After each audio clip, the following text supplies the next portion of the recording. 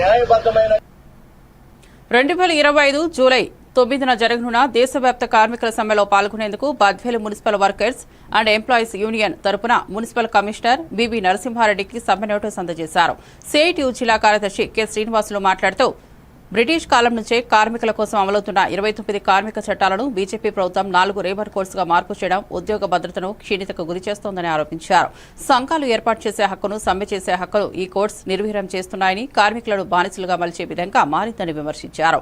ఈ కోడ్స్ రద్దు చేయకపోతే సమ్మె ద్వారా ప్రజలకు కలిగే అసౌకర్యానికి ప్రభుత్వాలే బాధ్యత వహించాలని హెచ్చరించారు. నేడు బద్వేలు మున్సిపల్ కమిషనర్ గారికి Badvel municipal workers and employees union CITU అనుబంధ సంఘంగా ఈరోజు సమ్మె నోటీస్ ని అందజేయడం జరిగింది. ఈరోజు ప్రధానంగా దేశంలో పరిపాలన సాగిస్తున్నటువంటి బీజేపీ నరేంద్ర మోడీ ప్రభుత్వం బ్రిటిష్ కాలం నుంచి ఉన్నటువంటి కార్మిక చట్టాలన్నిటి కూడా తూట్లుపొడిచి ఈరోజు బడా పెట్టుబడిదారులకి, కార్పొరేటర్లకి అనుకూలంగా ఈరోజు చట్టాలన్నిటి కూడా 4 లేబర్ కోడ్లుగా మార్చి ఈరోజు కార్మికుల హక్కుల్ని హరించే రకంగా ఈరోజు చట్టాలు మార్పు తీసుకొస్తున్నారు. ఈరోజు ప్రధానంగా కార్మిక చట్టాలని 4 లేబర్ కోడ్లుగా నిర్ణయించేదాన్ని మేము ప్రధానంగా వ్యతిరేకిస్తున్నాం.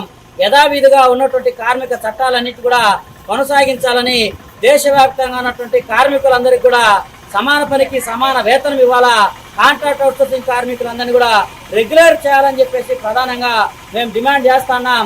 అట్లాగే రాష్ట్రంలో పరిపాలన సాగిస్తున్నటువంటి కూటమి ప్రభుత్వం ఈ మధ్యకాలంలో జరిగినటువంటి కేబినెట్ సమావేశంలో సైతం 8 గంటల పని విధానాన్ని 12 గంటలకి పెంచాలనేటువంటి నిర్ణయాన్ని కూడా మేము తీవ్రంగా వ్యతిరేకిస్తున్నాం.